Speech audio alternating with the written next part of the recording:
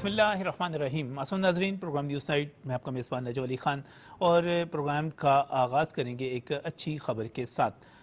बहुत सारी बुरी ख़बरें जो हैं वो आप तक पहुंचती रहती हैं और ख़ास तौर पे सोशल मीडिया के में जो मायूसी फैलाई जाती है वो आपके सामने ही है और जिस तरह तनकीद की जाती है मुख्तलिफ़ हवालों से, लेकिन एक अच्छी ख़बर जब आती है तो उसको अप्रिशिएट नहीं किया जाता, उसको वेलकम नहीं किया जाता, उसकी तारीफ़ नहीं की जाती जो हुकूमती इक़दामात होते हैं। यकीनी तौर पे जब आप देखते हैं कि जब तख़रीब करनी होती है, आपने कुछ तोड़ फोड़ करनी होती है, आपने किसी को नुकसान पहुँचाना होता है, तो वो एक बहुत ही आसान अमल होता है किसी भी चीज़ को तबाह कर देना।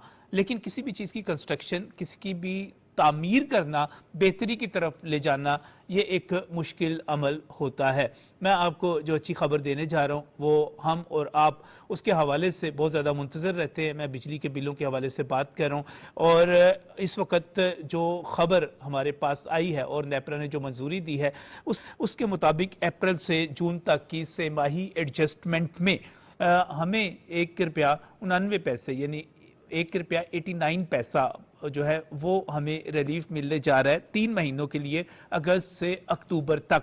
और नेपरा ने इसके साथ ही जून की जो माहाना एडजस्टमेंट की है उसमें भी ऐलान किया है कि अगस्त में 78 पैसे फी यूनिट आपको रिलीफ मिलेगा। अब ये बड़ी दिलचस्प सूरत हाल है कि आपको अगस्त में 2 रिलीफ मिलेंगे, एक सेमाही एडजस्टमेंट का रिलीफ होगा और दूसरा जो एक माह की एडजस्टमेंट है, माहाना एडजस्टमेंट जिसको कहते हैं, उसमें भी आपको 78 पैसे का रिलीफ। और ये मजमूई तौर पर अगस्त में रिलीफ या रिलीफ मिलेगा वो ₹2.67 ₹2.67 हमें फी यूनिट मिलेगा। ये जो अप्रैल से जून तक का सेमाही रिलीफ है इसके हवाले से जो प्लस माइनस किया जा रहा है, इसमें कोई 55 अरब 87 करोड़ रुपए जो हैं अवाम को इसमें बचत होगी, बेहतरी मिलेगी। और कुछ थोड़ी सी शर्तें बीच में मौजूद है, यानी कि ये जो माहाना एडजस्टमेंट है ये कराची के अलावा है, बाकी पूरे मुल्क के लिए है। अप्रैल तक जून जो है इसमें लाइफ लाइन और प्री पेड कस्टमर शामिल नहीं है, लेकिन अलावा तमाम पे जब हम घरेलू यूनिट्स की बात करते हैं, सार्फिन की बात करते हैं, वो इसमें शामिल हैं। इसमें ये रिलीफ मिला कैसे, ये बहुत सारे लोग सवाल कर रहे हैं। ये कह रहे हैं कि नेपरा ने जो डिसीजन दिया ये रिलीफ किन बुनियादों पे मिला। तो हुकूमत ने इस सिलसिले में बहुत सारे इक़दाम किए थे।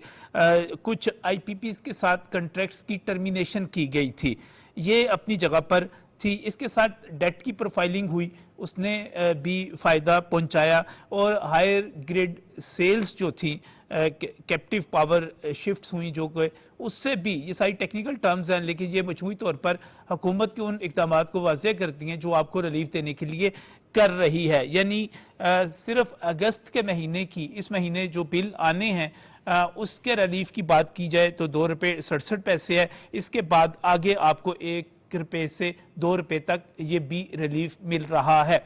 मैं बार बार कह रहा हूं कि हम जो है तनकीद ज्यादा करते हैं, हुकूमत की कोशिशों को सराहते नहीं। जैसे इससे पहले 15 जुलाई को पेट्रोल जो था ₹5.32 महंगा हुआ था तो एक तूफान खड़ा कर दिया गया था, कहा गया था कि जनाब इससे गरीब की कमर टूट जाएगी। यकीनी तौर पर हुकूमत को ज़्यादा से ज़्यादा इक़दाम करने चाहिए कि पेट्रोल और बिजली की कीमतें नीचे आएँ। तो 1 अगस्त को पेट्रोल की कीमत में ₹7.5 की कमी हुई थी, यानी कि जो इजाफा किया गया था उससे भी तकरीबन ₹2-2.25 ज़्यादा रिलीफ मिला था। तब किसी ने इस पर अप्रिशिएट नहीं किया, तब किसी ने नहीं कहा कि जनाब ये बहुत अच्छा हो गया है, अब ₹7.5 कम कर दिए गए हैं, जो ₹5.32 बढ़ाए गए थे उसके मुकाबले में। तो हमें थोड़ा सा इसको बैलेंस करने की ज़रूरत है। आज मैं वज़ीर आज़म के जो बयान है उसकी तरफ भी आपको ले जाना चाह रहा हूँ। उन्होंने अप्रिशिएट किया है कि माली साल के पहले ही महीने में बरामदात में $2.7 बिलियन का इजाफा हुआ है और जुलाई 2024 से जुलाई 2025 के दरमियान ये 17% इजाफा है। और सिर्फ अगर एक माह का आप कंपैरिजन करें तो ये 9% इजाफा है। वज़ीर आज़म इसके साथ साथ कंग्रेचुलेट कर रहे थे। GDP में जो टैक्स कलेक्शन है وہ شیئر بڑھ رہا ہے. اس کے ساتھ ساتھ ترسیلات زر، وہ تو آپ کو پتا ہے ہم کتنا آگے گئے، کتنا بیرون ملک جو پاکستانی انہوں نے اپنا رول پلے کیا، ہم اس میں 28.8% اضافے پر گئے. سٹاک مارکیٹ ہماری جو ہے اس وقت 1,45,000 پوائنٹس کو کراس کر رہی ہے، بہت جلد 1.5 لاکھ پوائنٹس تک پہنچے گی. تو یہ ساری چیزیں ہیں، یہ وہ معاشی کامیابیاں ہیں جن کا فائدہ آپ تک پہنچے گا، پہنچ رہا ہے. اور اوپر کی سطح پہ جتنے اعداد و شمار، جتنے معاشی اشاریے بہتر ہوتے چلے جائیں گے، ہم پر امید ہوتے جائیں گے زیادہ سے زیادہ ریلیف کے لیے. ایک مرتبہ پھر مبارکباد، اچھی خبر کہ بجلی کے بلوں میں اگست کے مہینے میں فی یونٹ 2 روپے 67 پیسے تک کمی. بہت مبارک ہو تمام لوگوں کو، اللہ کرے ہم اس سے آگے بڑھیں، زیادہ ریلیف ملے، زیادہ قیمت کم ہو. بات کروں گا پروگرام میں آگے اور ان ایشوز کے حوالے سے جو ہمارے قومی ایشوز ہیں. ہم بات کر رہے ہیں اس وقت بھارتی سرکار کے حوالے سے جو اس وقت بوکھلائی ہوئی ہے. یقینی طور پر ٹرمپ کی طرف سے جو 50% اضافہ کیا گیا ٹیرف میں، اس کی وجہ سے بھارت کی سرکار، مودی سرکار بوکھلائی ہوئی ہے، پریشان ہے. پورا اس کا جو میڈیا ہے وہاں پر صفحے ماتم بچھی ہوئی ہے.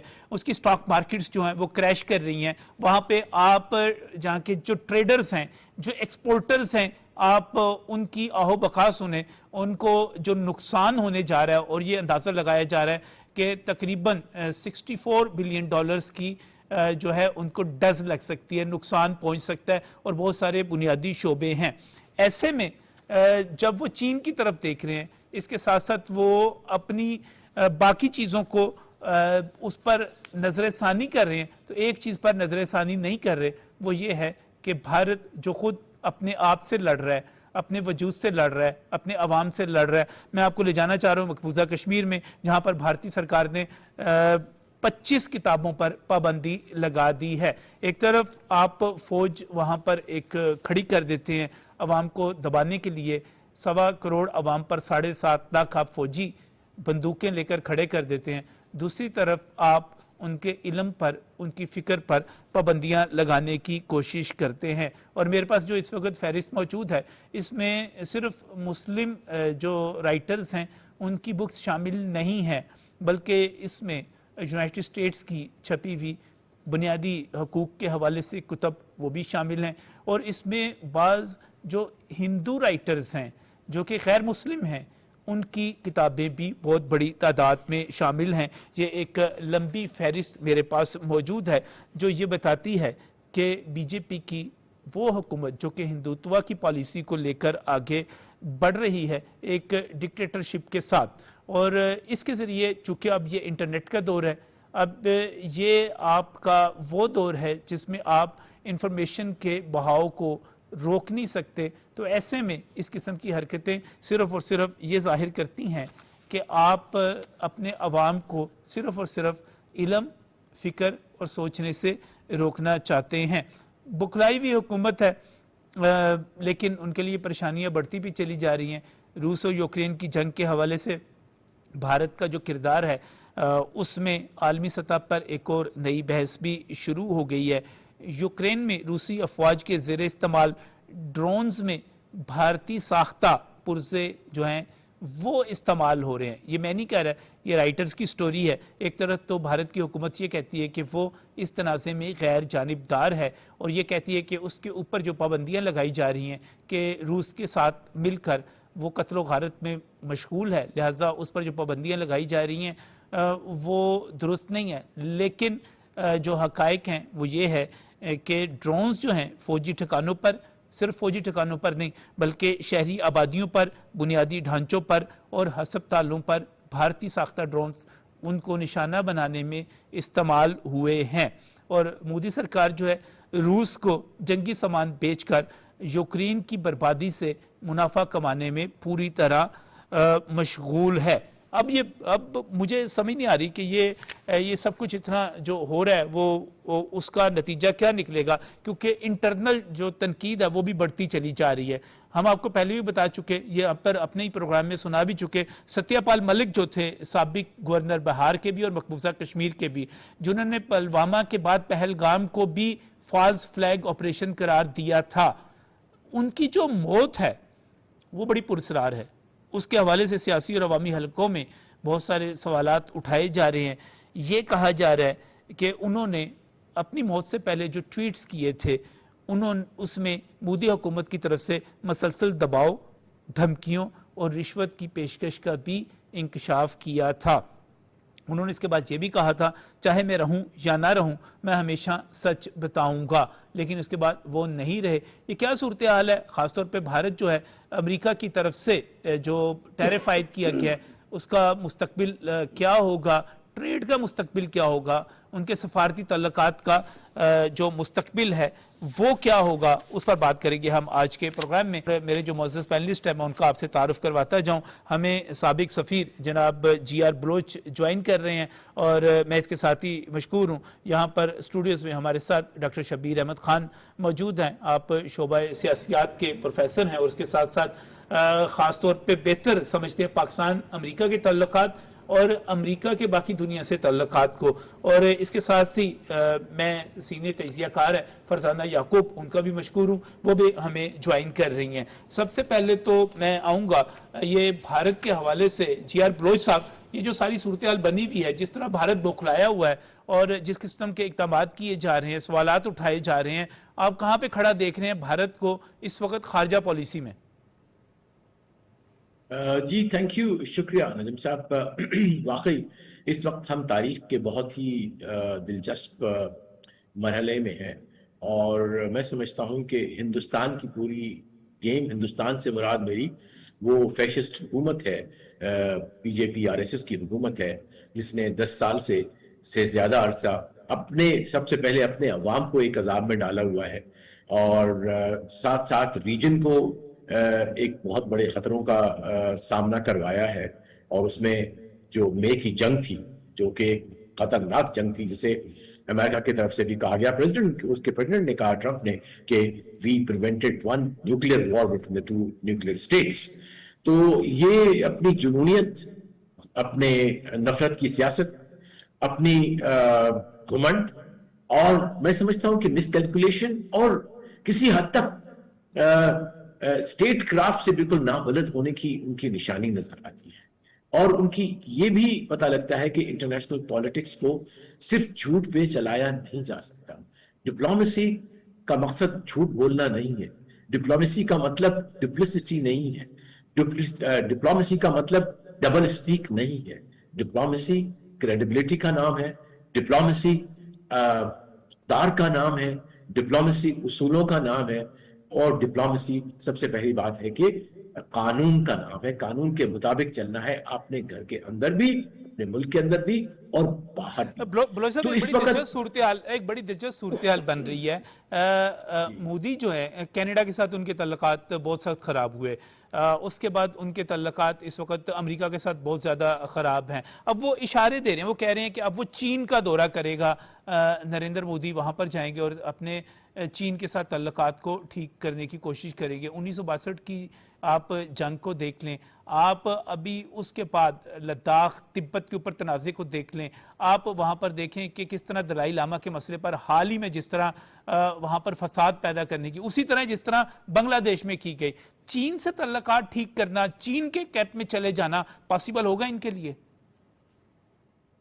دیکھیے، اس سے پہلے میں تھوڑا سا وہ کمپلیٹ کر لوں جو میں تھاٹ آپ کے ساتھ شیئر کرنا چاہ رہا تھا اور اپنے آڈینس کے ساتھ، کہ اس وقت ڈپلومیٹک کریڈیبلٹی کھو چکا ہے ہندوستان.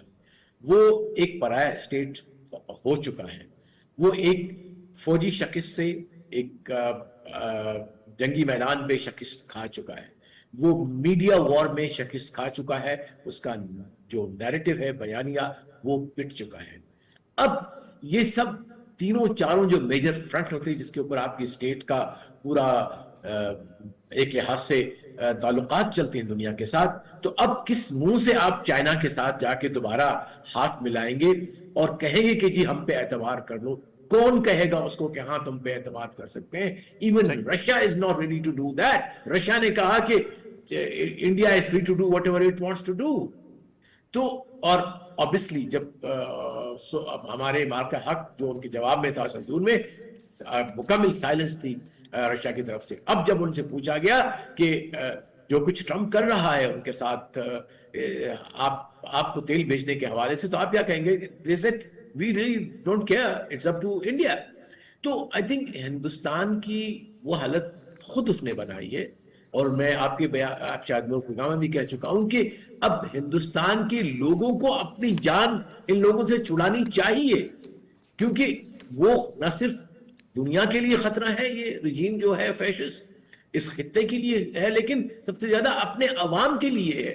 تو اور میں سمجھتا ہوں یہی بے اعتباری ہے جس وجہ سے امریکہ has stop now trusting India. میں سمجھتا ہوں کہ اب اسٹریٹجک جو ہم کہہ رہے تھے ڈی کپلنگ ود چائنا, اب ڈی کپلنگ شروع ہو چکی ہے انڈیا کے ساتھ. اور میں جو دیکھ رہا ہوں ایز اینالسٹ کہ آپ دیکھیں گے کہ ان کا جو باقی جو مراحل ہیں کوارڈ میں بھی, اور باقی 3-4 جو انہوں نے بڑے بڑے اسٹریٹجک کیے ہوئے agreement, definitely they will be reviewed, they will be seen, اور آپ دیکھیں گے کہ انڈیا وہیں ہوگا, بلکہ اس سے بدتر ہوگا جہاں سے انہوں نے شروع کیا تھا اپنا برا وقت. دیکھیے یہ جو ابھی رائٹرز کی سٹوری آئی اس میں بھی ثابت ہو گیا کہ یہ یوکرین کی بربادی میں, وہاں پر حملوں میں یہ اپنا رول پلے کر رہے ہیں. یعنی کہ اس سٹوری کے بعد پریزیڈنٹ ٹرمپ کو تو جواز مل گیا, اور میں یہ دیکھ رہا تھا کہ سابق برطانوی وزیر اعظم بورس جانسن جو ہیں, بورس نے بھی کہا, انہوں نے کہا کہ یہ ٹھیک کیا ہے, یہ جو 25% ایکسٹرا ٹیرف بڑھایا یہ ٹھیک کیا ہے. اس میں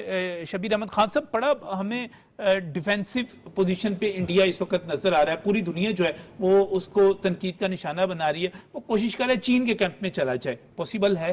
بالکل پوسیبل نہیں ہے, بالکل نہیں ہے. اس کی وجہ ہے, دیکھیں اس وقت سوائے ایک کامن چیز کے, جو ٹرمپ نے جس کو آپ کہتے ہیں نا ایک ٹریڈ وار ٹیرفز کا, وہ ظاہر چائنا بھی اس سے افیکٹ ہو رہا ہے, اس سے صرف انڈیا بھی, اور پوری انڈیا پہ تو انہوں نے ڈبل کیا ہے, پوری دنیا افیکٹ ہو رہی ہے. اس کے علاوہ جو باقی ایریاز ہیں, خاص طور پہ آپ نے دیکھا کہ صرف ریجنل انٹرسٹ کی جب ہم خاص طور پہ بات کرتے ہیں تو اس کی وجہ یہ ہے کہ ابھی آپ نے بورس جانسن کی بات کی ہے. دیکھیں رشیا تو ان کو ڈائریکٹ تھریٹ کر رہا ہے, بلکہ ان کے تو جنرلز نے کہا کہ جی ہم شاید نیوکلیر تھریٹ ہے یو کے کو. اب پورا یورپ اور یو کے امریکہ کے ساتھ کھڑا ہے انڈیا کے حوالے سے. ٹرمپ تو آلریڈی کہہ چکا ہے, ٹرمپ تو ذمہ دار قرار دے چکا ہے کہ جو یوکرین کی وار ہے اس میں جو انڈیا کی سپورٹ ہے, اور خاص طور پہ جو آئل ہے, انہوں نے تو کہا ہے کہ اگر یہ پیٹرو ڈالر نہ ہو تو شاید یہ یوکرین کی وار بھی کنٹینیو نہ رہی جا سکے. اس کا مطلب یہ ہوا کہ جو بڑی عالمی طاقت ہے امریکہ, اس کا دباؤ ہے انڈیا پہ. یورپ کا اب ظاہر بڑا ملک ہے, اس نے اب واضح بیان دے دیا ہے کہ دباؤ ہے. تو اس کا مطلب یہ ہے کہ ویسٹ کی طرف سے انڈیا پہ ایک پورا پریشر اور دباؤ ہے. صرف اس لیے نہیں کہ انڈیا صرف روس کے ساتھ کھڑا ہے, انڈیا نے جو یہاں گیم کی ہے ریجن میں جس کی آپ بات کر رہے ہیں, پاکستان کے ساتھ جو معاملہ ہوا ہے, دیگر نیبر کنٹریز کے ساتھ جو معاملہ ہوا ہے, ایک نیبر ایسا نہیں ہے انڈیا کا جس کے ساتھ انڈیا کا کنفلکٹ نہ ہو. بنگلہ دیش میں انقلاب آیا تو وہ دیکھیں وہ خاتون وزیر اعظم حسینہ واجد کو لے کے بیٹھا ہوا ہے, وہاں سے وہ خطاب کرتی ہے, وہاں سے وہ تقریب کاری کرتی ہے. بالکل ایسی نیپال کے ساتھ, بھوٹان کے ساتھ, یہ مالدیپ کے ساتھ, میانمار کے ساتھ, سری لنکا کے ساتھ. اس کا مطلب یہ ہوا کہ آپ اپنے اس پورے ریجن میں سارے نیبرز کے ساتھ, پاکستان کے ساتھ وہ ڈائریکٹ کنفلکٹ میں تھا, آپ نے پورے ریجن کی جو سیکورٹی ہے, سلامتی ہے, اس کو خطرے میں ڈال دیا. اب آپ کا کیا خیال ہے کہ چائنا جو ہے وہ یہ رسک لے گا کہ کسی قیمت پہ وہ انڈیا کو, یا کسی کاسٹ پہ, پاکستان کے ساتھ جو تعلق ہے چائنا کا تو وہ کوئی ڈھکی چکی بات نہیں ہے, لیکن مجھے لگ یہ رہا ہے کہ جو انڈیا جس کو آپ کہتے ہیں نا ایک ڈپلومیٹک ایک آئسولیشن, انڈیا اپنی پوری تاریخ میں اگر آپ مجھ سے پوچھیں نا تو نجم پوری ہسٹری میں انڈیا پہلی بار آئسولیٹ ہوا ہے. اتنی بری آئسولیشن کبھی اس کو فیس نہیں کرنی پڑی, کبھی نہیں ہوئی. جی انڈیا کو تو لوگ ایک سارک کو کنٹرول کیا ہوا تھا اس نے, اب وہ سارک سے خود آؤٹ ہو چکا ہے, سارک ممالک جتنے بھی ہیں کک آؤٹ ہو گیا وہاں سے, وہ آؤٹ ہو گیا. دیکھیں انڈیا نان الائنڈ جو مومنٹ تھی اس میں انڈیا کا ایک بڑا ایک اہم رول پلیئر کے طور پہ رہا ہے وہ, اور خاص طور پہ یہ جو ڈپلومیسی تھی انڈیا کی کہ انڈیا نے مغرب کے ساتھ بھی اور روس کے ساتھ بھی, یعنی یہ دنیا جب دو بلاکس میں تقسیم تھی تو کہا یہ جاتا تھا کہ ایک بڑی بیلنس پالیسی جو انڈیا نے وہ رکھی ہے. جناب انڈیا کے ساتھ اب اس کے بالکل اپوزٹ ہو رہا ہے, وہ ہپوکریسی آ گئی نا. اب پاکستان کی بات کی جا رہی ہے کہ پاکستان کے بارے میں یہ تھا کہ پاکستان کا ٹلٹ مغرب کی طرف تھا, یا پاکستان کی جو فارن پالیسی تھی وہ انڈیا سینٹرک تھی. پہلی بار پاکستان کی فارن پالیسی ایک تو انڈیا سینٹرک نہیں ہے, یہ اب ویریئنٹس ہیں. پھر پاکستان نے پہلی بار جو ایک ایونیو جس کو آپ کہتے ہیں اس پہ کوئی ابھی تھوڑا سا نہیں لگا, یہ 15-20 سال نواز شریف صاحب کو جو آخری ٹینیور سرتاج عزیز جب ہوا کرتے تھے, انہوں نے مجھے یاد ہے پہلا بیان دیا تھا کہ اب ہم اور ایونیوز بھی دیکھ رہے ہیں. پھر آپ نے دیکھا کہ پاکستان کا تعلق چائنا سے, خاص طور پر سی پیک کے حوالے سے آپ ایک اسٹریٹجک پارٹنرشپ میں بدل گیا ہے. اچھا پھر ہم روس بھی گئے ہیں, یہ نہیں کہ ہم نے ان کو آؤٹ کیا ہے. پھر یورپ کے ساتھ جو ہمارا معاملہ ہے, پھر خاص طور پہ جو 10 مئی کا دن ہے, اس کے بعد پاکستان کی جو ایمرجنس ہے نا, ایک ذمہ دار نیوکلیر ملک ہے, اور سب نے کہا کہ خطرہ تھا, ایک ڈینجر تھا, اور 2 ملکوں میں ہم نے اس میں بھی بڑا ایک اہم رول پلے کیا ہے. مجھے بتائیں انڈیا اب اس کو ٹھنڈے پیٹوں کیسے لے سکتا ہے کہ صرف دیکھیں یہی نہیں ہو رہا کہ انڈیا نیچے کوشش جا کر رہا ہے, ہاتھ پاؤں مار رہا ہے وہ, لیکن وہ جتنا ہاتھ پاؤں مار رہا ہے وہ الجھتا چلا جا رہا ہے. اور اس وقت اگر وہ چین کی طرف جاتا ہے, اور چین یقینی طور پر پوری دنیا کو سامنے رکھتے ہوئے, یہ پاکستان کی قیمت پر بھی انڈیا کے ساتھ تعلقات کبھی سوچا بھی نہیں جا سکتا کہ اس کی طرف جائے گا. میں فرزانہ یعقوب صاحبہ کی طرف جانا چاہ رہا ہوں. فرزانہ صاحبہ, اس وقت نریندر مودی کے لیے جو پوزیشن بنی ہوئی ہے, تمام دنیا میں تو صورتحال اپنی جگہ, ہم اپنے خطے میں بھی دیکھیں تو وہ تمام ممالک جو کبھی وہ سمجھتا تھا کہ بنگلہ دیش سمیت اس کی جیب میں پڑے ہوئے ہیں, اب اس کی جیب میں نہیں ہے, سارک اس کے ساتھ نہیں ہے. کس طرح دیکھ رہی آپ موجودہ پوزیشن کو, جہاں پہ 10 مئی کے بعد مودی کا ہندوستان آ کے کھڑا ہو گیا؟ دیکھیے بہت عرصے سے ہندوستان جو ہے وہ پاکستان اور باقی ممالک میں, لیکن پاکستان میں زیادہ بڑا ہی رائز اینڈ شائن کرتا ہوا نظر آ رہا تھا. یہاں کے لوگوں کو زیادہ امپریس کر رہا تھا ہندوستان, لیکن حقیقت کبھی بھی اس کے مقابل نہیں تھی. اور اس سے میرا مطلب یہ ہے کہ ہندوستان نہ رائز کر رہا تھا نہ شائن کر رہا. وہاں پر مائنورٹیز کا ہمیشہ سے بہت برا حال رہا ہے. آپ دیکھیے کہ جو وہاں پر جموں کشمیر میں جو حرکتیں ہندوستان کرتا ہے, کشمیر کو ایز اے ٹیسٹ لیب لیتا ہے, اور وہاں پر وہ جو حرکتیں کرتا ہے, اور وہاں پر جب وہ فائن ٹیون کر لیتا ہے تو پھر پورے ہندوستان میں انہی ایکٹیویٹیز کو وہ آگے لے کر جاتا ہے. 2019 کے بعد سے جو ہے, جہاں پر اس نے انویسٹمنٹ کی بات کی اور دنیا کو بیوقوف بنانے میں, دیکھیے ہندوستان اس لیے کامیاب ہے کیونکہ اس کا جو میڈیا ہے, اس کی جو موویز ہیں, وہ ساری دنیا میں دیکھی جاتی ہیں. اور آپ کو پتا ہے کہ جہاں پر جس ملک کی جس انڈسٹریز کی موویز دیکھی جاتی ہیں, تو جو کہانیاں وہ فلمیں دکھاتی ہیں, جو گانے وہ لوگ سناتے ہیں, تو دنیا پھر وہی راگ بھی الاپتی ہے اور سر دھنتی ہے. تو ان کی فلمیں دیکھ کر سب یہ سمجھ رہے تھے کہ یہ ایک بہت ہی عالیشان ملک ہے اور انتہائی کامیاب ہے. اور کشمیری تو ہمیشہ سے بتاتے رہے کہ یہ بالکل بھی کامیاب ملک نہیں ہے, یہ انتہائی ناکام ملک ہے اور انتہائی چھوٹی سوچ رکھنے والا, ایک چھوٹا دل رکھنے والا ملک ہے. تو جب پاکستان نے ڈٹ کے مقابلہ کیا اور اس کو ایک اچھا ستھرا جواب دیا, وہ بھی پاکستان نے بہت زیادہ رسپونڈ نہیں کیا, ابھی تو صرف ان کو ڈٹر ہی کیا ہے. تو ہندوستان کی یہ حالت ہوئی ہے کہ 3 دنوں کے اندر وہ جو ہے نہ صرف گھٹنے اس نے ٹیک دیے, بلکہ دنیا اب اس کا سر بھی جھکا رہی. اور یہ میں اگر پاکستان اس کو نہ روکتا تو یقین جانیے کہ ہندوستان کی جو خواہش تھی اور جس خوش فہمی میں وہ پاگل ہوا جا رہا تھا, جس خوش فہمی کا بڑا نام یہ ہے اکھنڈ بھارت, تو اس میں وہ خود کو پاکستان کو بھی اپنے اندر ضم کیے بیٹھا تھا, افغانستان کو بھی. یہاں پر دیکھیں تو بنگلہ دیش تو تقریباً ضم ہی تھا. بنگلہ دیش نے خود کو نکالا ہے ہندوستان کے کنٹرول میں سے. نیپال, سری لنکا نے خود کو بڑے سالوں کی جنگوں کے بعد نکالا ہے ہندوستان کے کنٹرول سے. تو یہ آہستہ آہستہ جیسے جیسے آپ دیکھیں, سری لنکا پہلے ہندوستان کے ہاتھ سے نکلا, اور مجھ سے پہلے جو مقرر نے کہا کہ سارک جو ہے اس میں سے ہندوستان جو ہے ہو کر نکلا ہے, تو بالکل صحیح فرمایا. سارک کام کرنے میں جو سب سے اہم ملک ہے, جس نے سب سے اہم کردار ادا کیا ہے, وہ ہندوستان ہے. اچھا, سری لنکا اس کے ہاتھ سے نکل گیا. نیپال بھی آپ دیکھیں ہر کچھ عرصے میں کچھ نہ کچھ آنکھیں دکھانے کی کوشش کرتا رہا ہے, لیکن اس کی پسلی نہیں ہے. اور بنگلہ دیش میں جو آپ دیکھتے ہیں کہ یہ دیکھیں کہ 14 اگست کے لیے کیسے بنگلہ دیش تیار ہو رہا ہے. کوئی یقین کر سکتا ہے کہ ایسا ملک جس کے بارے میں کہا جاتا تھا کہ وہاں کے جو باشندے ہیں وہ پاکستان سے نفرت کرتے ہیں, جو مکتی بہانی کو سمجھتے ہیں کہ وہ پاکستان نے سارا کچھ کیا ہے, اور جو سارے ریپس اور مرڈرز ہیں وہ سارے پاکستانیوں نے کیے ہیں, یہ نیریٹو انڈیا چلا رہا تھا اور لوگ سمجھتے تھے کہ بنگلہ دیش اس بات پر یقین رکھتے ہیں. ہندوستان کی لائی ہوئی وہاں سے حکومت ہٹی ہے, تو آپ دیکھیے کہ وہ ان کا جو اپنا پن ہے پاکستان کے ساتھ ہے, किस तेजी से वो पाकिस्तान के साथ जो है साथ आकर खड़े हो गए हैं जैसे ही हिंदुस्तान की इंटरफेरेंस निकली है। तो आप देखिए कि अफगानिस्तान में से भी जब हिंदुस्तान की इंटरफेरेंस निकलेगी तो आप यही देखेंगे कि अफगानिस्तान का भी दिमाग दुरुस्त हो जाएगा। आपने 25 किताबों की बात की, तो ये जो नोटिफिकेशन आया है आप अगर उसमें देखिए तो वो बाय लेफ्टिनेंट गवर्नर है। इस वक्त जो हुकूमत मकबूजा कश्मीर में है उसमें एक अदद सीएम भी है, चीफ मिनिस्टर भी है, लेकिन कठपुतली हुकूमत है। चीफ मिनिस्टर के पास कोई पावर और अथॉरिटी नहीं है। हिंदुस्तान सारी पावर और अथॉरिटी पोस्ट 29 उसने ये किया है कि इलेक्टेड लोगों के हाथ से सारी पावर लेकर, तो जो अपना एक वो लेफ्टिनेंट गवर्नर या गवर्नर सिलेक्ट करके भेजते हैं जो कि हमेशा हिंदू होता है उसके हाथ में, ये मतलब यानी कि हुकूमत ट्रांसफर पोस्टिंग तक नहीं कर सकती। ये जो 25 किताबें हैं ये उमर अब्दुल्ला ने बैन नहीं की हैं, ये वहां की जो असेंबली है उन्होंने बैन नहीं की हैं।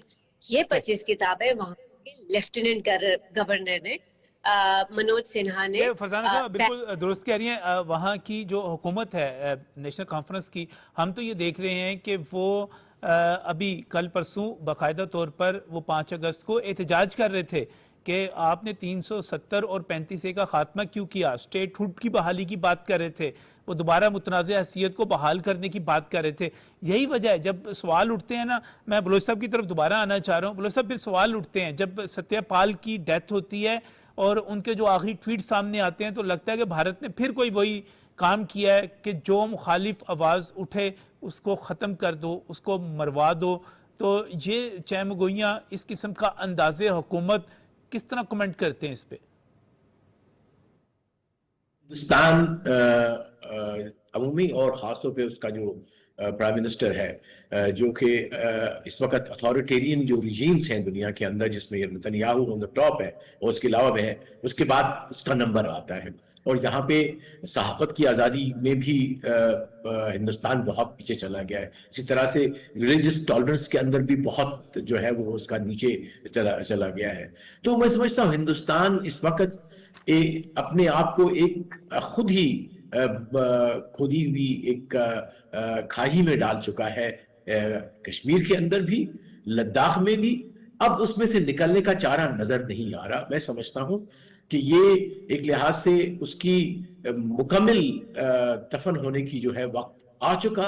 कश्मीर में अब वो जो कुछ करना चाहता है वो नहीं होगा, इसलिए कि दुनिया को पता लग गया। अगर आपको प्रेसिडेंट ट्रंप कहते हैं कि ये एक देरीना मसला है और बुनियादी मसला है, इसको जब तक हम हल नहीं करेगी दुनिया, उस वक्त तक हिंदुस्तान और पाकिस्तान में अमन नहीं आ सकता और खासतौर पे इस खत्ते में अमन नहीं आ सकता। तो एक लिहाज से एक जो कल एक इकोनॉमिस्ट को इंटरव्यू आया हमारे पाक फौज के तर्जमान का, आप तो कश्मीर और लद्दाख की बात कर रहे हैं।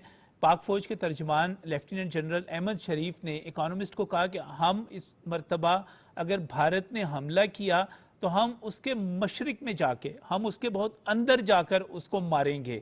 अब जब ये मशरिक की बात करते हैं तो मशरिक तो हमसे बिल्कुल दूसरी तरफ चला जाता है, बांग्लादेश, नेपाल, मालदीव, म्यांमार वाली, नेपाल वाली साइड पे चला जाता है। वो 7 स्टेट्स की बात आ जाती है, चिकन नेक की बात आ जाती है, जो वो मशरकी बंगाल की 22 किलोमीटर की पट्टी है। ये तो वहाँ पर, तो ये तो उधर भी सारी तहरीकें चल रही हैं। ये तो खुद अपने हाथों मरने जा रहे हैं लगता है अगर ये इन्होंने कोई शरारत की तो। डेफिनेटली ये तो तमाम जो एक लिहाज से फौजी माहिर है वो हम सब कहते हैं और हम भी जो नज़र रखते हैं इस मामले में कि इस वक्त स्ट्रेटेजिकली इंडिया जो है वो एक इंतहाई ब्लाइंड एले में चला गया है, एक बंद गली में चला गया है, डिप्लोमेटिकली, पॉलिटिकली और इवन स्ट्रेटेजिकली। और अब जो है वो इकोनॉमिकली हो गया है जब से उसको ये ट्रंप ने उसके ऊपर 50% लगा दिया। इसकी मैं सिर्फ बताता चलूं कि $87 बिलियन का इनका है एक्सपोर्ट टू द यूएस और 47 जो है वो अमेरिका इनसे लेता है कुछ। सो $40 बिलियन का वहां पे फर्क जो है वो आपस में। लेकिन ये इस वक्त डिफरेंस है तो आप अंदाजा कीजिए वो तो 40 बिलियन डॉलर वो तो वैसे ही रुक जाएगा जब इनका कुछ नहीं जाएगा। उसके अलावा जो बाकी उसका जो स्नो इफेक्ट है, वो जो अपने इनके इंडियन एक्सपर्ट्स बता रहे हैं कि इस वक्त जो 600 बिलियन प्लस जो उनके पास पड़े हुए फॉरेन रिजर्व, वो विद इन 3 to 6 मंथ्स में उड़ जाएंगे, और फिर रुपी इनका उसी तरह से धड़ाम से नीचे आ चुका है, actually it has gone down. Plus जो इंपॉर्टेंट चीज हम देख रहे हैं कि उनके अंदर अनएम्प्लॉयमेंट इस वक्त जोरों पे है, वो मजीद नीचे चली जाएगी, और फिर जो बाकी जो उसकी जो सबसे बाद जीडीपी ग्रोथ जो 6% 5% की बात कर रहे थे, इस वक्त जो स्टैटिस्टिक्स करने वाले वो समझते हैं कि जिस तरह से ये इम्पैक्ट होगा इन तमाम टैरिफ्स का जो यूएस ने डाले इनके ऊपर, तो 2 से 3% तक शायद पहुंचे अगर बहुत हिम्मत करे। तो मैं समझता हूं कि ये अब नोज डाइव शुरू हो गया है, इसका नीचे गिरना शुरू हो गया है। इसमें ये तो कह रहे हैं 2-3%, but it can be worst, it can be worst, because अंदर से सबसे बड़ी आबादी बनने के ज़ौम में, बहुत बड़ी मईशत बनने के ज़ौम में ये एक टाइटैनिक बना के खुद को पेश कर रहे थे। टाइटैनिक डूबने लगा है शबीर अहमद खान साहब भारत का। बिल्कुल ऐसे ये सब दिखाई दे रहा है। अब आप देख लें कि जो कहा जाता था कि, और आम तौर पे कहा यह जाता था कि मोदी जो सरकार है, ये जो तनाज़ात की आप बात करते हैं, तो एक मिथ थी कि शायद ये प्रोग्रेसिव हैं उस अंदाज से, और मे बी जो बड़े कंटेंशियस इशू हैं इनके दौर में वो हल हो सकते हैं। उसके बिल्कुल अपोजिट हुआ है। अब आप देखें जो रजीम, जो सरकार जिसके बारे में ये तवक्को थी कि शायद पाकिस्तान इंडिया के मामले में अगर कोई मुफाहमत हो सकती है तो शायद ये वो टाइम है, कांग्रेस पे शायद वो रिलाई नहीं। इंटरनली भी इंडिया जो है इस वक्त क्राइसिस में है, इकोनॉमी के लिहाज से भी वो क्राइसिस में है, डिप्लोमेटिकली भी और सिफारती लिहाज से भी। फिर सबसे बड़ा जो उसने लूज़ किया, मैं आपको बताऊं, अमेरिका और इंडिया के बारे में तो ये कहा जा रहा था कि तो सिविल न्यूक्लियर डील कर रहे हैं आपस में। जी, ओबामा ने 2 विजिट्स किए वहां पे। ट्रंप ने शुरू में कहा कि जनाब इतनी बड़ी इकोनॉमी है, आपने देखा ऑल ऑफ अ सडन चीजें इतनी बदली हैं। ट्रंप की बड़ी कैंपेन की जा रही थी मोदी सरकार की तरफ से। ये वहां जाके उन्होंने स्टेडियम इतना बड़ा इनको दिया और वहां जाके तकारीर हुई, और वो इसका मतलब ये हुआ कि अमेरिका को ये अंदाजा हुआ कि इंडिया पे रिलाई नहीं किया जा सकता, और ख़ास तौर पे लूज करना अमेरिका को। अब अमेरिका की जो पाबंदियां हैं, आप उसके असरात देखेंगे कि इंडिया का जो इन्वेस्टर है वो कितना बड़ा सफर होगा उसका। फिर अमेरिका अकेला नहीं है, अब उन्होंने पूरे मगरिब को, जब बरतानिया के जो वज़ीर-ए-आज़म साबिक हैं, उनके बयान का सीधा सीधा मतलब ये कि वो बल्कि धमकी आमेज अब लहजा अख्तियार कर लिया है मगरिब ने, ताकि इंडिया को एक तो तवील अरसे से, शबीर अहमद खान साहब, जो तवील अरसे से कहा जा रहा था कि हम इतनी बड़ी मईशत हैं, हम इतनी बड़ी मार्केट हैं, हम इतनी बड़ी आबादी हैं, वो सारे के सारे गवारे से हवा निकल गई, हम इतनी बड़ी फौजी ताकत हैं, सब कुछ खत्म, देखे ना एक साथ ही खत्म। लेकिन अब एक खतरनाक गेम और कर रहा है इंडिया। ये जो आप देख रहे हैं कि चाइना की बात हो रही है, ये जयशंकर वहां होके आए, अब कहा जा रहा है कि शायद बाउंस बैक कर जाएगी। देखिए अब ये करने क्या जा रहे हैं। आपने देखा अभी अमेरिका के बयानात आए हैं ब्रिक्स के हवाले से। अच्छा, इंडिया अब ये गेम करना चाह रहा है कि अगर अमेरिका हम पे दबाव डाल रहा है टेररिस्ट की सूरत में, तो रशिया के साथ मिलके और बाकी ममालिक के साथ, और चाइना को, चूंकि अब मैंने आपसे कहा कि एक जगह तो उनका अब एक मिलता है ना टैरिफ के हवाले से, तो ब्रिक्स के फोरम को इस्तेमाल करके अमेरिका को टफ टाइम दिया जाए, और एक और करेंसी और डॉलर जो है यानी कि उसके लिए सीधा इक्तिसादी जंग में जाने की कोशिश कर रहे हैं। हाँ, बड़ा गले पड़ जाएगा इसका। मैं इस पर कमेंट जो है चाह रहा हूँ हल्का सा ले लूँ फरजाना याकूब साहब से भी। फरजाना साहब, इस वक्त कोशिश, मोदी की कोशिश कि वो चीन के पास चला जाए, वो कोई बड़ा महाज अमेरिका के खिलाफ बना ले, कितना कामयाब आपको नजर आता है मोदी इसमें करता हुआ?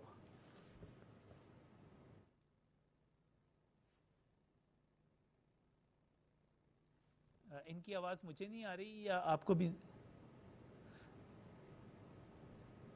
जी बात कीजिएगा। जी, मैं कह रही थी कि चाहे ब्रिक्स हो, क्वाड हो या एससीओ हो, जब पहलगाम का वाक़या हुआ है तो इसमें से किसी भी ऑर्गेनाइजेशन ने इंडिया के हक में बयान नहीं दिया। जी, तो आप कह रहे थे कि जी इंडिया जो करना चाह रहा है ब्रिक्स के साथ मिलकर, तो ब्रिक्स ये जिन ऑर्गेनाइजेशंस में ट्रेड کس سے ریلیٹڈ جتنی بھی یہ ساری اور ڈیفینس سے ریلیٹڈ جتنی بھی یہ ساری آرگنائزیشنز ہیں، بائی لیٹرل ٹرائی لیٹرل جو ایریناز ہیں، وہاں سب جگہ سے ہندوستان اپنی بےزتی کروا چکا ہے. کیونکہ ایس سی او لاسٹ جو ان کی جو تھی ایس سی او میں تو یہ بڑے ناراض ہوئے تھے اور انہوں نے جوائنٹ اسٹیٹمنٹ میں جو ہے اس پر سگنیٹری تک نہیں تھا ہندوستان. کیوں؟ کیونکہ وہ کہہ رہا تھا کہ جی آپ اس میں پہلگام کا آپ نے اس میں ذکر نہیں کیا کہ جی ہمارے یہاں پر جو ہے ٹیررزم ہوا ہے. تو انڈیا کو اس طرح سے پذیرائی نہیں مل رہی. کیا انڈیا کی چائنا کے ساتھ دوستی ہو سکتی ہے؟ نہیں ہو سکتی. چائنا اور انڈیا کا ٹریڈ چلتا رہا ہے لیکن اس کا مطلب یہ نہیں ہے کہ دوستی ہو سکتی. کیوں؟ کیونکہ انڈیا جو ہے وہ تبت کے معاملے کو جو ہے ہوا دیتا رہتا ہے، وہ وہاں کے دلائی لاما کو اپنے پاس محفوظ رکھتا ہے. تو اینٹی چائنا سینٹیمنٹ کو آگے بڑھانے میں انڈیا ہمیشہ سے پیش رہا ہے. اس میں ساتھ میں یہ بھی دیکھنے کی ضرورت ہے کہ مودی جو ہے اس کا کیا آج کل حالات حاضرہ ہے. مئی سے پہلے جو ہے ہندوستان میں جو میڈیا تھا وہ مودی کو خدا بنا کر پیش کر رہا تھا اور کوئی بھی اس کو کرٹیسائز کر سکتا تھا، ہمت کوئی نہیں کر سکتا تھا. لیکن اب جو ہے ہر طرف سے جو ہے شکست ہوتی ہوئی نظر آ رہی ہے. بہت بہت شکریہ، بہت بہت شکریہ فرزانہ یعقوب صاحبہ، جی آر بلوچ صاحب آپ کا بہت بہت شکریہ، شبیر احمد خان صاحب آپ کا شکریہ. ناظرین اس موضوع پر ہم یقیناً بات کرتے رہیں گے لیکن ایک اور بڑا اہم موضوع ہے اس کی طرف جانا ہے اور منصور جعفر ہمارے ساتھ جو کہ ماہر امور مشرق وسطی ہیں وہ ہمارے ساتھ موجود ہیں. بات کرنے جا رہے ہیں غزہ کے حوالے سے. وہاں پر غذائی قلت کا شکار بچے جو ہیں ان کی تعداد بھی 28,000 سے بڑھ گئی ہے. اس سے پہلے یہ بھی خبر آئی تھی کہ وہاں پر جو ہر ایک گھنٹے کے بعد ایک بچے کو شہید کیا گیا ہے. یعنی یہ وہ تعداد ہے بچوں کو قتل کیے جانے کی جو ہمیں معلوم انسانی تاریخ میں اس سے پہلے کہیں پر بھی نہیں ملتی. اس وقت بھی جو حالات ہیں وہ یہ ہیں کہ خوراک ایک بہت بڑا مسئلہ بن چکا وہاں پر اور صرف حصول خوراک میں کوئی 1,500 سے زائد فلسطینی اسرائیلی فائرنگ کا نشانہ بن چکے ہیں. اس وقت جو اسرائیلی بمباری ہو رہی ہے، جبری قحط ہے، محاصرہ ہے، ان تمام کی وجہ سے یومیہ 28 بچے، یعنی کہ جو میں آپ کو کہہ رہا ہوں کہ ہر گھنٹے میں ایک بچہ، آپ اس سے بھی آگے جا کر اس کو دیکھیں، یہ وہ ظلم یہاں پر کیا جا رہا ہے. اسرائیلی حملے اپنی جگہ پر ہیں، بھوک اپنی جگہ پر ہے، پاکستان کا غزہ میں فوری جنگ بندی کا مطالبہ ہے، لیکن ہو کیا رہا ہے، ہونا کیا چاہیے؟ منصور جعفر جو ہے ماہر امور مشرق وسطی ہمارے ساتھ موجود ہیں، سینئر صحافی ہیں اور اس پورے ایشو کو گہری نظر سے دیکھتے ہیں. منصور صاحب السلام علیکم. منصور جعفر صاحب آواز آ رہی ہے اب تک؟ جی میں سن پا رہا ہوں. جی منصور صاحب، یہ ہم جو پاکستان کی طرف سے مطالبہ کرتے ہیں بار بار، وزیر اعظم نے کیا، اقوام متحدہ میں جا کے کیا اور ہمارے وزیر خارجہ نائب وزیر اعظم نے کیا کہ جنگ بندی کی جائے، کوئی صورت نظر آتی ہے آپ کو؟ اس میں کوئی شک نہیں کہ اس وقت پوری انصاف پسند دنیا بشمول پاکستان کے ایک ہی بات کو بار بار دہرا رہی ہے، جنگ بندی کا مطالبہ. لیکن جو جنگ بندی کے حوالے سے جو متعلقہ فریق ہے ان کے کانوں پہ جھول نہیں رہتی ہے، کیونکہ اس وقت اگر تو آپ سمجھ رہے ہیں کہ صرف اور صرف اسرائیل اس جنگ میں فریق ہے تو میں سمجھتا ہوں غلطی پر ہوں گے ہم. کیونکہ اس پوری جنگ کا جو تانا بانا ہے، اس کا جو یعنی سپلائی چین سے لے کے اس کی جو پالیسی ڈکٹیٹ ہے، جو اس کی ملٹری اسٹریٹجی ہے، وہ تمام کی تمام اس وقت جو وہ پینٹاگون سے ڈائریکٹ کی جا رہی ہے.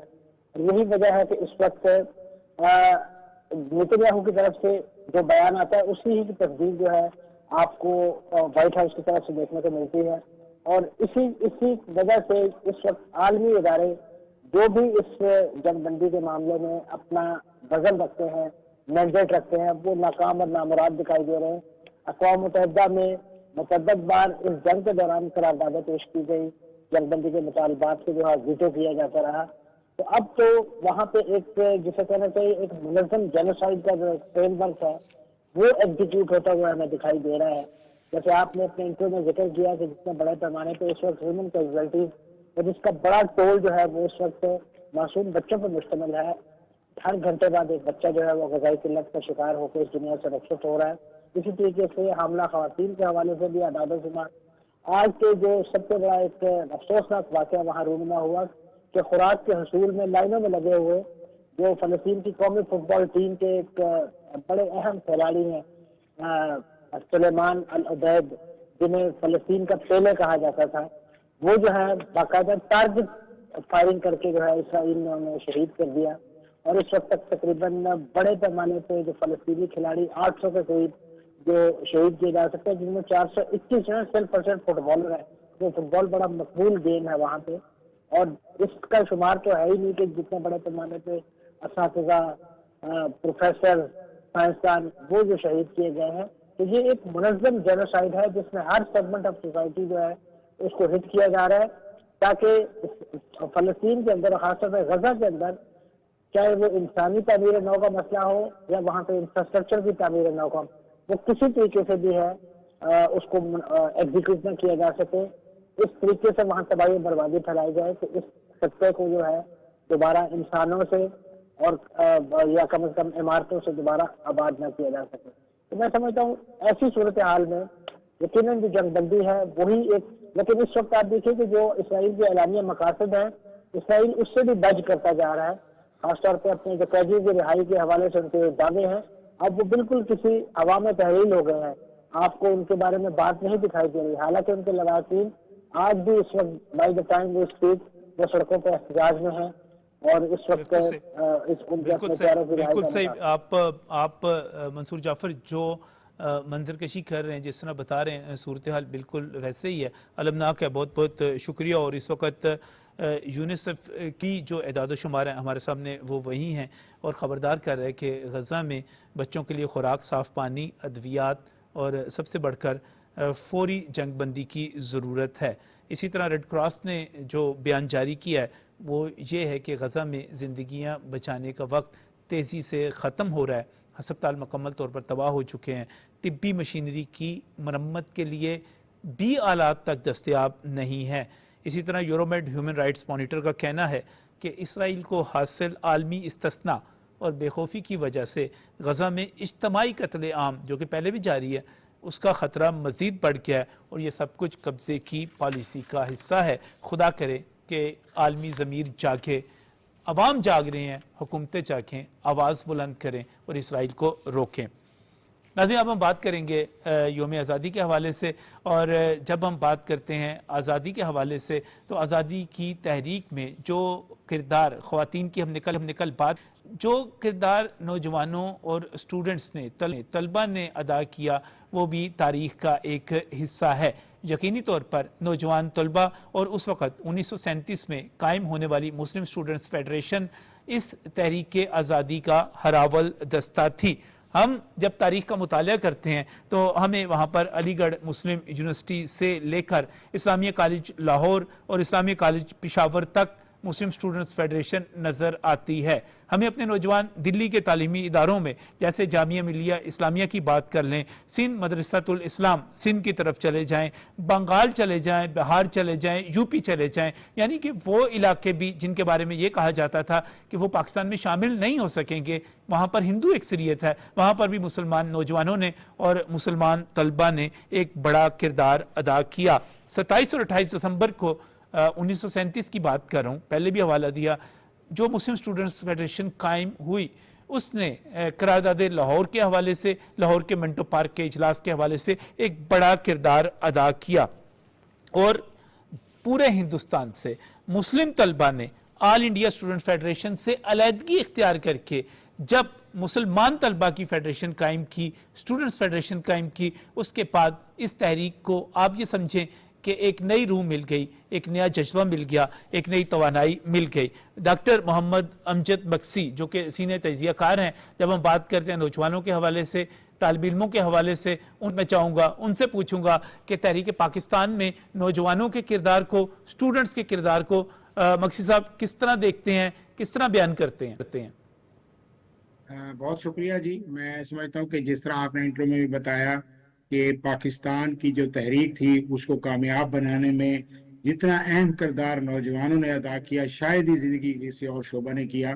اور جس طرح 1937 میں جو مسلم اسٹوڈنٹ فیڈریشن کے ساتھ اس کا ایک بہت ہی وائبرنٹ آغاز ہوا اور اس کی ایک پہلی جھلک ہم نے دیکھی کہ جو 1938-39 میں جب کانگریسی وزارتوں نے جو ہے استعفیٰ دیا تو اس کے اوپر جب یوم نجات منایا گیا، اور 1940 میں جب یوم قرارداد پاکستان یہاں منظور کی گئی تو مسلم اسٹوڈنٹ فیڈریشن اور نوجوانوں جو اس کے آرگنائزیشن میں جو کردار ادا کیا، مسلم لیگ نیشنل گارڈز میں جس طریقے سے نوجوانوں نے کردار ادا کیا، تو میں سمجھتا ہوں کہ مسلم لیگ کا اور قائد اعظم کا پیغام ہندوستان کے چپا چپا میں جو پہنچانے کا کام تھا، وہ ہراول دستہ جو تھا وہ نوجوانوں نے ہی ادا کیا، اور اس لیے قائد اعظم محمد علی جناح جو ہے وہ نوجوانوں سے بہت محبت کرتے تھے اور بہت ان کو وقت دیتے تھے اور ان کو اپنے ہراول دستہ قرار دیتے تھے۔ اس لیے انہوں نے اسلامیہ کالج لاہور ہو، اسلامیہ کالج پشاور ہو، مسلم علی گڑھ یونیورسٹی ہو، تو ہر جگہ پہ قائد اعظم نے نوجوانوں کو آگے رکھا، کیونکہ جب 1937 کے بعد انہوں نے مسلم لیگ میں ایک نئی روح پھونکی